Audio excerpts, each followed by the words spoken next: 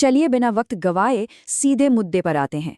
आज के इस विश्लेषण में हम उस अचानक और अजीबोगरीब डिजिटल मिस्ट्री के बारे में बात करने वाले हैं जिसने पूरे इंडियन यूट्यूब को हिलाकर रख दिया है।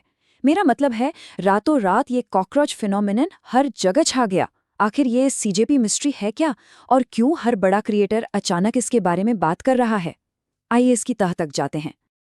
अब जो सबसे बड़ा सवाल इस वक्त सोशल मीडिया पर तैर रहा है वो ये है कि क्या कॉकरोच जनता पार्टी सच में सबको बेवकूफ बना रही है? ये एक अकेला सवाल पिछले कुछ ही घंटों में 1 मिलियन से ज्यादा व्यूज बटोर चुका है। तो हमें सच में ये समझना होगा कि आखिर ये वायरल मूवमेंट शुरू कहाँ से हुई और ये इतनी तेजी से हर तरफ फैल कैसे गई।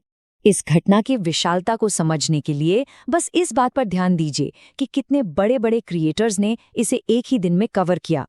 ये किसी आम खबर की तरह नहीं था, ये बिल्कुल एक वायरल एक्सप्लोजन था, एक ऐसी आग जो डिजिटल दुनिया में अचानक भड़की और सब जगह फैल गई। अगर हम इन नंबर्स की बात करें तो कहानी खुद बयां हो जाती है। द देशभक्त चैनल के राइज ऑफ जेनजी रिवोल्ट वाले टॉपिक को ही ले लीजिए, लगभग 2.5 मिलियन व्यूज।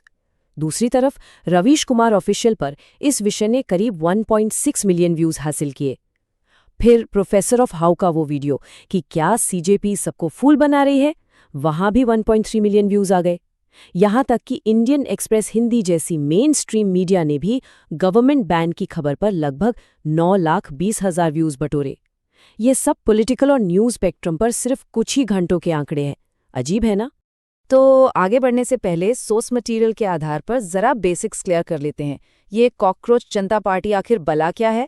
असल में ये अभिजीत दीप के द्वारा लॉन्च की गई एक बेहद वायरल डिजिटल एंटिटी है जिसने पूरे इंडियन सोशल मीडिया पर अटकलों का बाजार गर्म कर दिया है। ये अचानक से प्रकट हुई एक ऐसी वेव है जिसने सबको सोचने पर मजबूर कर दिया है।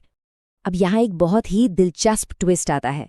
जैसे ही ये खबर आई, पूरी रिपोर्टिंग तुरंत 2 बिल्कुल अलग और टकराती हुई कहानियों में बट गई।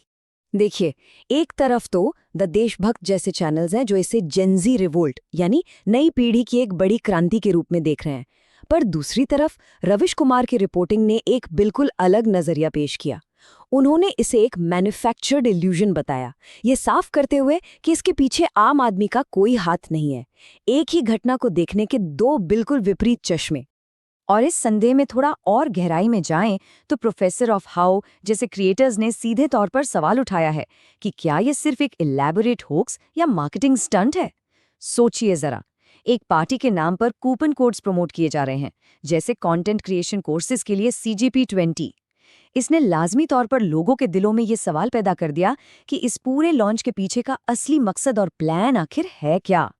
लेकिन मुद्दा चाहे जो भी हो, चाहे ये सच में नई पीढ़ी की क्रांति हो या बस एक सोची समझी मार्केटिंग स्ट्रैटेजी, अथॉरिटीज का रिएक्शन बेहद तेज और कड़ी था, जिसने इस पूरे इंटरनेट फिनोमिनन को एक अचानक और बड़े डिजिटल क्रैकडाउन में बदल दिया। द रेड माइक की रिपोर्टिंग के मुताबिक अगर हम टाइमलाइन देखें तो सीजेपी को अपने डिजिटल वजूद पर एक जबरदस्त प्रहार झेलना पड़ा। जरा ध्यान दीजिए, पहले घंटे में सीजेपी की वेबसाइट ब्लॉक, दूसरे घंटे में उनका ऑफिशियल ट्विटर अकाउंट बंद कर दिया गया और तीसरे घंटे तक आते आते उनका इंस्टाग्राम अकाउंट हैक हो गया। एक सिस्टमैटिक तरीके से उनका पूरा डिजिटल फुटप्रिंट लगभग मिटा दिया गया। सेंसरशिप की इस रफ्तार ने कमेंटेटर्स को चौकन्ना कर दिया। इंडियन एक्सप्रेस हिंदी ने अपनी रिपोर्ट में इस क्रैकडाउन को सीधे तौर पर मोदी सरकार द्वारा लगाए गए बैन से जोड़ा और इससे एक बहुत ही स्पेसिफिक सवाल उठा, आखिर सरकार किस बात से डर रही है? ऐसा क्या था इस डिजिटल एंटिटी में जिसने इतनी तेजी से एक्शन लेने पर मजबूर कर दिया?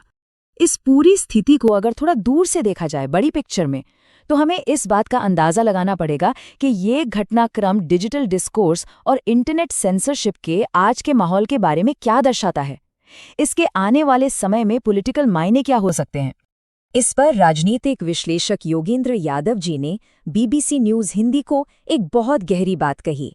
उनका कहना था कि ये किसी गंभीर बदलाव की शुरुआत हो सकती है। ये बयान इस बात पर जोर डालता है कि सीजेपी की असलियत चाहे कुछ भी हो, लेकिन इस पर जो तीव्र प्रतिक्रिया हुई है वो आने वाले समय में डिजिटल लैंडस्केप में एक बहुत बड़े और गंभीर बदलाव का संकेत दे रही है। जिसके बाद हम इस आखिरी और सोचने पर मजबूर करने वाले सवाल पर आते हैं, क्या कॉकरोच जनता पार्टी आने वाले वायरल डिजिटल मूवमेंट्स के लिए एक नया ब्लूप्रिंट बन गई है, या फिर ये इंटरनेट का बस एक छोटा सा छलावा था जिसने थोड़े ही समय में असली दुनिया में एक बड़ा भूकंप ला दिया? इस पर जरूर विचार कीजिएगा। आज के इस विश्लेषण में बस इतना ही।